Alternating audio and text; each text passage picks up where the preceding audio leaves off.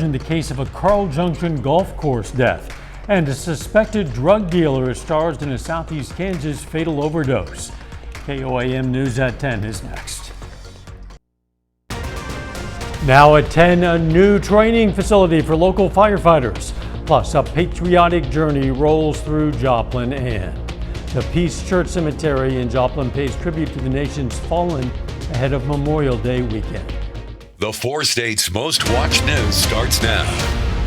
A Jasper County special prosecuting attorney will bring charges against a former firefighter in connection with the death of another firefighter.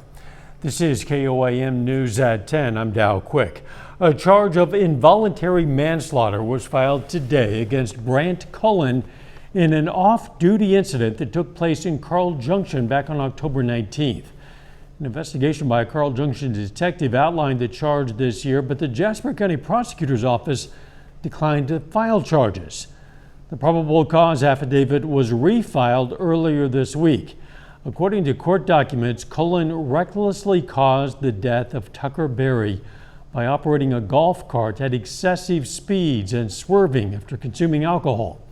Berry fell while standing on the back of the golf cart.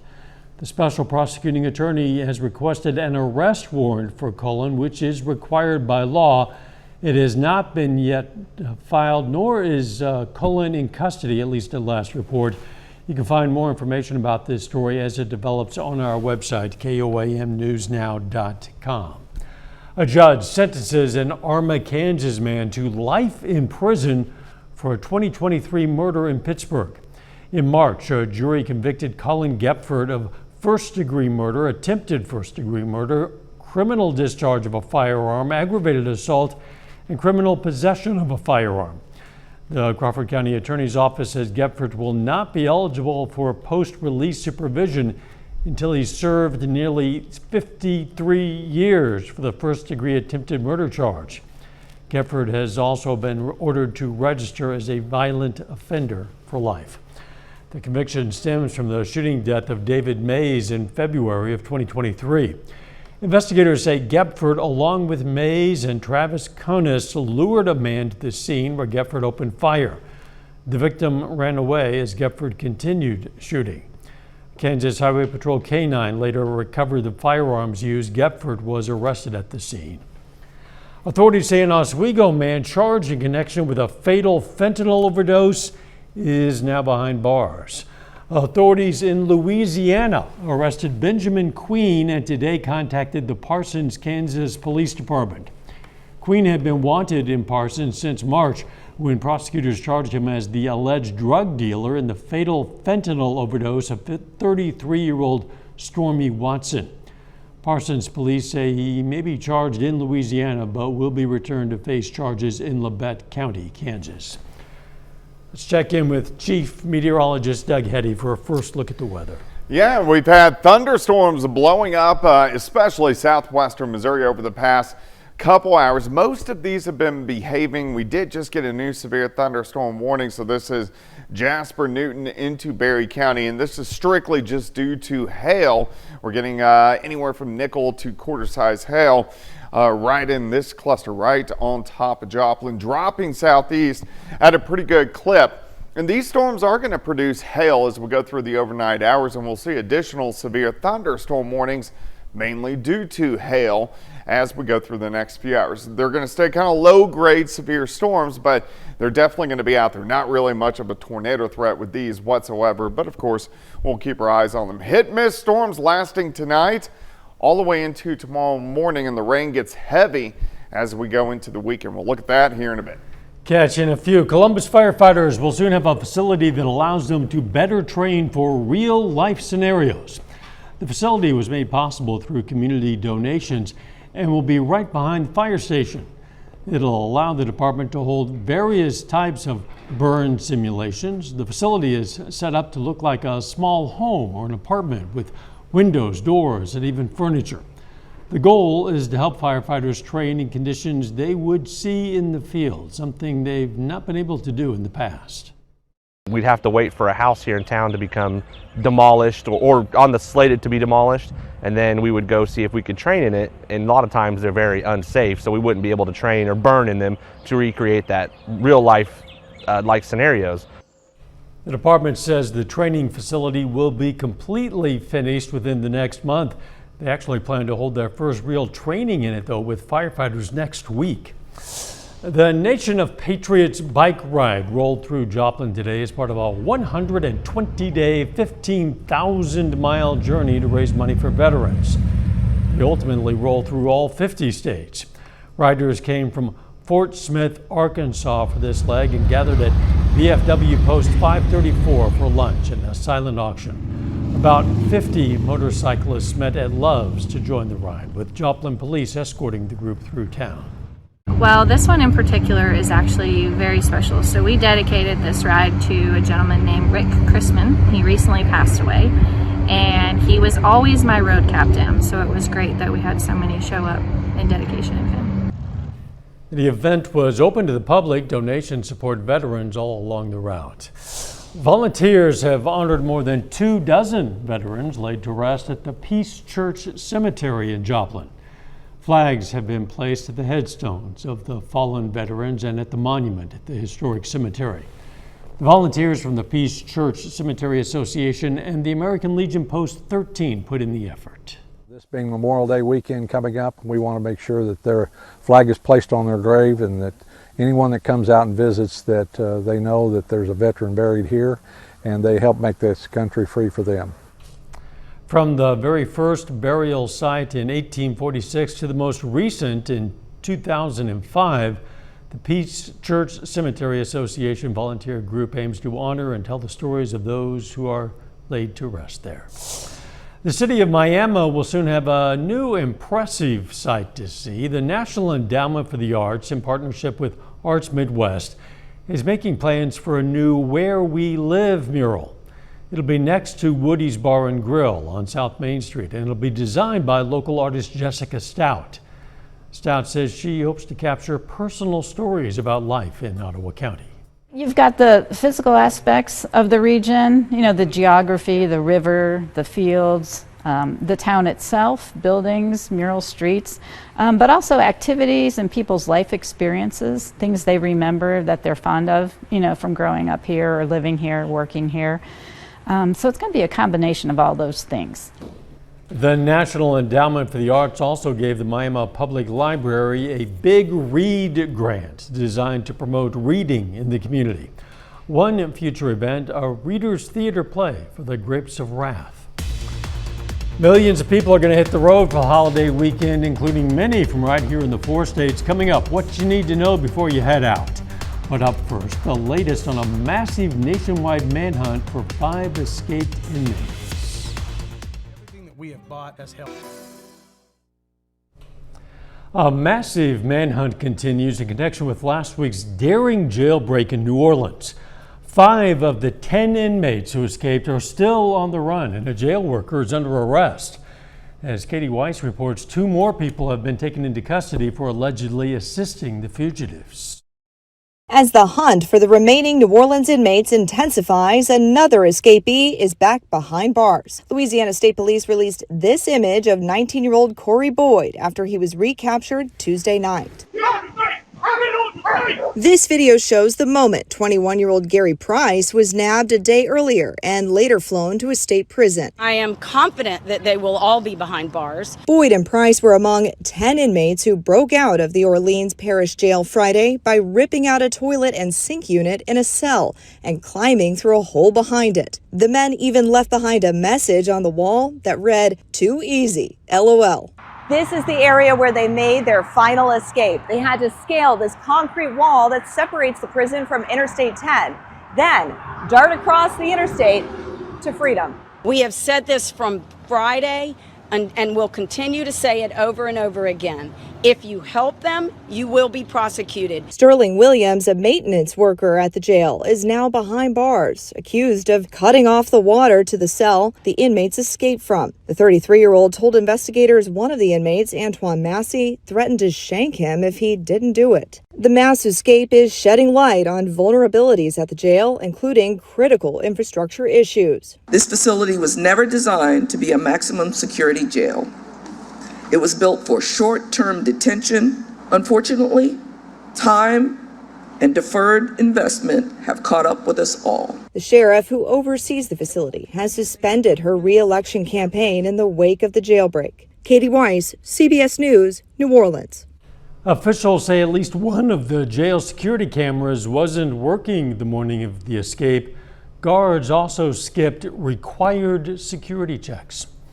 A little bit later, a beautiful yard that supports local wildlife. Well, the Missouri Conservation Department hosts a native plant sale this Saturday in Joplin. Plus some strong to low grade severe storms working through. We're going to talk about that coming up.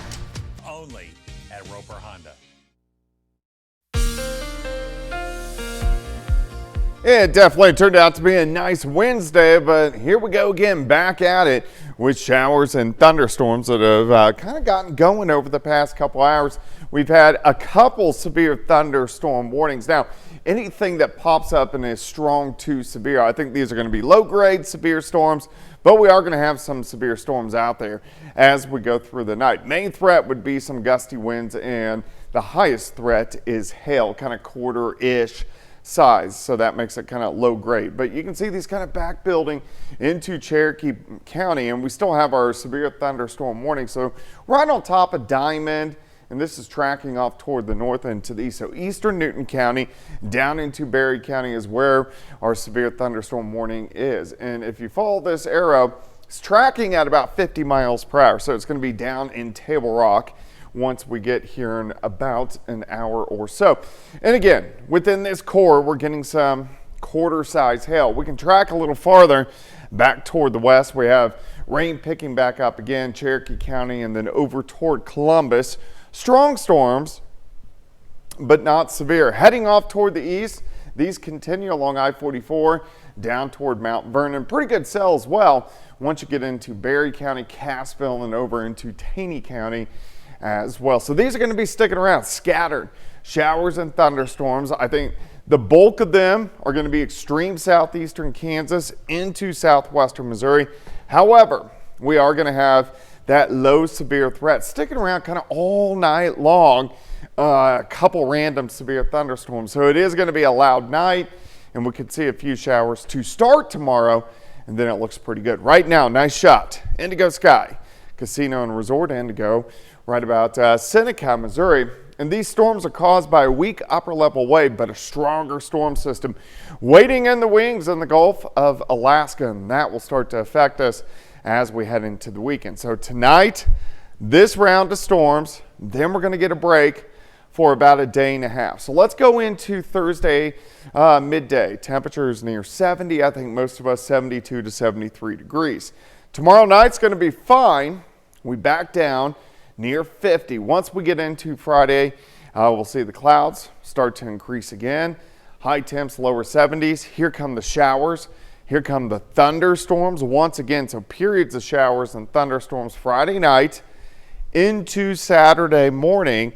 And we could get some very heavy amounts of rain. Some of these could be low grade severe as well as we go into Saturday morning, but I don't see a high severe threat. We'll look at the weekend here in just a second.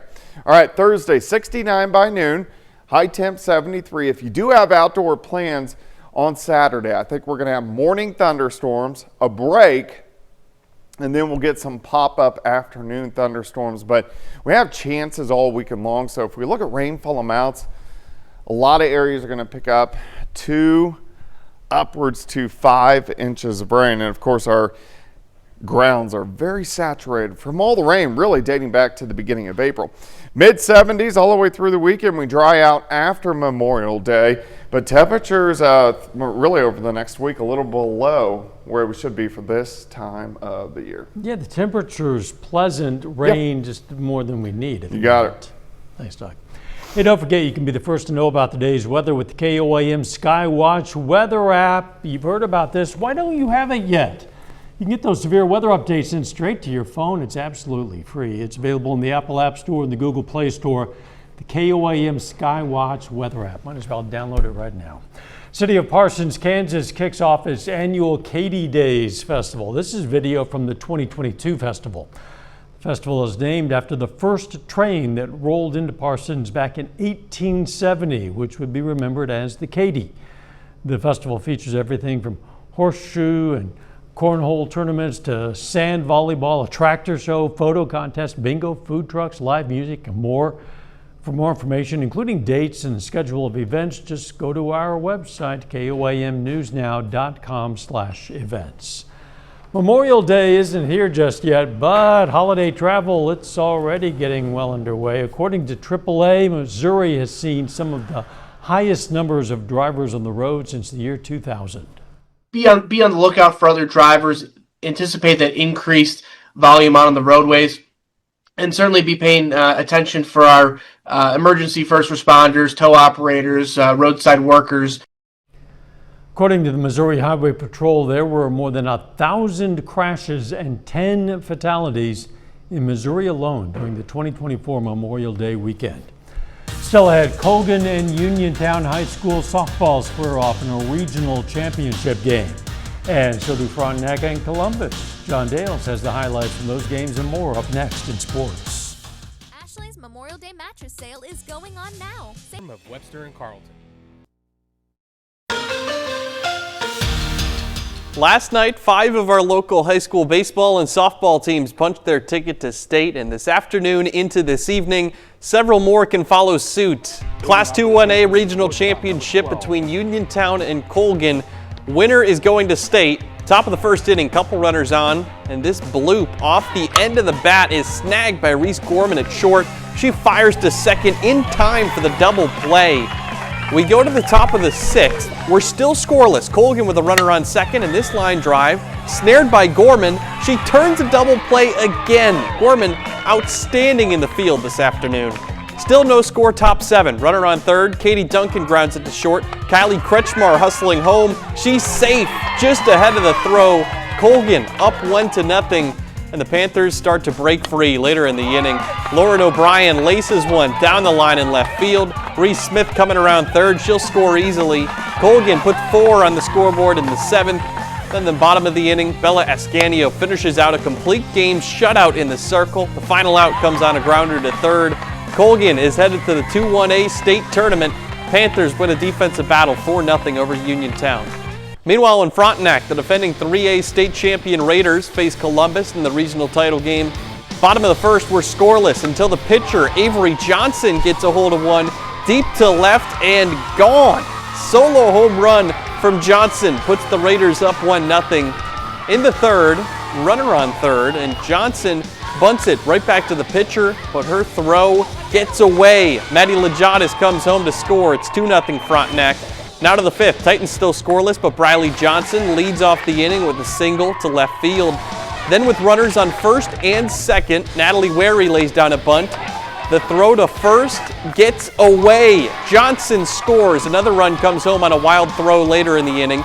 So we're tied into the bottom of the 7th. Winning run is on second for Frontenac. Ella Sullivan knocks it into the gap that's down, and her sister Tenley races home to score the winning run. Lady Raiders walk it off. 3-2 win in the title game, and Frontenac clinches a spot in the 3A state tournament. Over in Iola, another 3A regional championship taking place there. Lady Mustangs lose a heartbreaker to Burlington 8-4. They had a 4-2 lead in the final inning. Now we've got one high school baseball regional tournament in our area today as well. That one includes Colgan, who hopes to join its softball team in clinching a trip to state. The Panthers, they do exactly that. After beating Marmaton Valley 11-1 in the semifinals, they run roll Northeast Arma 11-0 in the regional championship to earn a 5th consecutive trip to state and the 35th in 39 years under the direction of head coach Mike Watt. Switching gears to Missouri high school baseball, 3 district championship games feature our local teams this evening. One of them is an all-Tiger battle in Class 3 District 12, where Lamar beats the host school Stockton 2-0. Tigers will face Clever in sectionals on Tuesday. Moving up to Class 4 District 10, Nevada wins the tournament championship 5-0 over Mount Vernon. Tigers will face Blair Oaks in sectionals on Tuesday. In Class 4 District 11 title game, the number 1 seed Seneca takes down Aurora 7-2. Indians will play in sectionals on Tuesday as well. That'll be against Logan Rogersville. Well, with it being another Wednesday night, it's time for a Diamond Deep Dive on the Royals and Cardinals, who each play afternoon games today. Royals take down the Giants 8-4, thanks in a large part to Salvador Perez, who has 3 hits, including this 2-run homer. Kansas City wins that series and is now tied with the Minnesota Twins for second place in the AL Central. Both of them are 5.5 games back of the Tigers for the division lead. The Cardinals had the chance to help the Royals this afternoon by beating the Tigers, but that's not how things shake out. Detroit wins 5-1 in the series finale. Redbirds have now lost 3 of their last 4. They remain in second in the NL Central, but they slide to 3 games back of the Cubs for the division lead. Cardinals have tomorrow off before hosting the Diamondbacks on Friday. That's it for sports. We're back right after this. Hey, listen up. You have an opportunity to pick up some native plants for your landscaping. The Missouri Department of Conservation is going to conduct a native plant sale this coming Saturday at Joplin Shoal Creek Conservation Education Center. The department says there are plenty of reasons to choose native plants. They are so beneficial to our pollinators, like our bees and butterflies, because they are a really great source of habitat and pollen and nectar and all those things that they are after. And then also, once they're established, they are very low maintenance. That sale is going to run from 10 a.m. to 2 p.m. Saturday. Again, it's at the Shoal Creek Conservation Center. Could be a wet weekend. I hope it holds up. Yeah, also a wet night as well. Scattered showers and thunderstorms. Still have severe thunderstorm warning. The core of this storm across eastern Newton County dropping into Berry County. So Cassville, you guys will be on deck. But severe because we're getting about 1 inch hail. And this is what we're going to have kind of on and off through the overnight hours tonight. Most of them will behave, but we're going to have the random severe thunderstorm warning. So a loud night. All right. See if you can wrestle them into the line. There we go. Final sports note. Big day of baseball tomorrow. Pittsburgh State plays in a super regional for the first time in program history. Wow. And the Joplin Outlaws, they have opening night tomorrow, and they're the defending league champions. All kinds of things going on at the Diamond. Yeah. Thanks for joining us. Don't forget the morning show starts at 5 a.m. and let's make it a great tomorrow.